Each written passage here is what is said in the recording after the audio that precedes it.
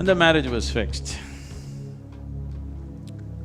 She is a princess. A huge wedding was set up. Everybody in that region, whoever is who and who is who of the region, everybody assembled. In India, this is a tradition, the bridegroom will come with his party. Usually you will see today, he will come riding a horse and, big… They will show off their wealth and their…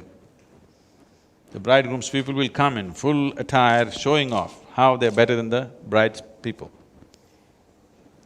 But here, Shiva came, dreadlocked, matted hair, smeared from head to toe in ash, wearing the skin of an elephant which has just been slain, fresh skin, bleeding, dripping blood. And he came fully inebriated, completely stoned out, like that. And all his people, they're all demented and distorted beings. They're not in human form and they're making some nobody can understand kind of noises among themselves, a language that nobody can understand. And Meera, Parvati's mother, looked at this groom and she again oomed. Oh no! And she fainted. Then Parvati went and begged Shiva, for my mother's sake, put on a little better, I don't mind the way you are. I just don't mind how you are. All I want is you, the way you are. But for my mother's sake, just show a little more pleasant self. He said, okay.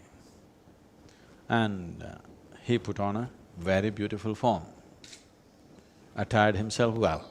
And then he came, and then the people said he's a Sundaramoorthy, that means he's the most beautiful human being they'd ever seen. He was 9 feet tall. They say when he stood, he was level with the horse's head. This description is there in many scriptures.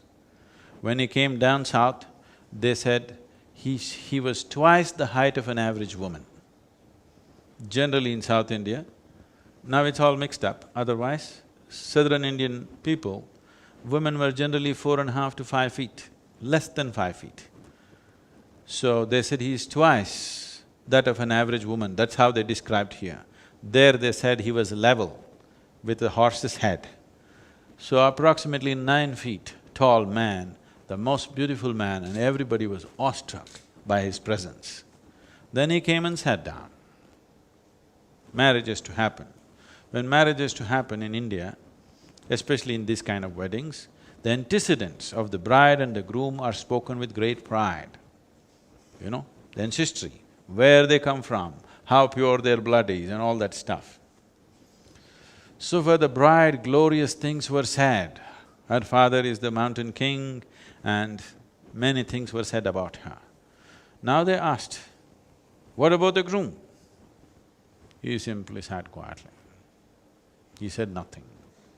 And there were none of his relatives who could speak any language. All these other creatures who were with him, they made cacophonic noises.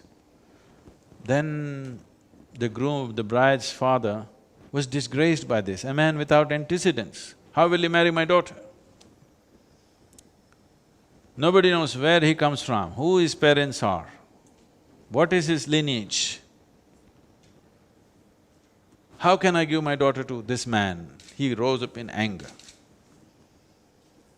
Then there was a sage, Narada, who had a single-stringed instrument called ektara. He just did tang, tang, tang. The king got even more angry. What are you doing ektara for? Narada said, this is his antecedents. He has no father, he has no mother. Then what's his basis? Tang. His basis is sound, reverberation. He's just born out of a reverberation. He has no parentage, no antecedents, no lineage. Then the king was freaking, but the wedding happened.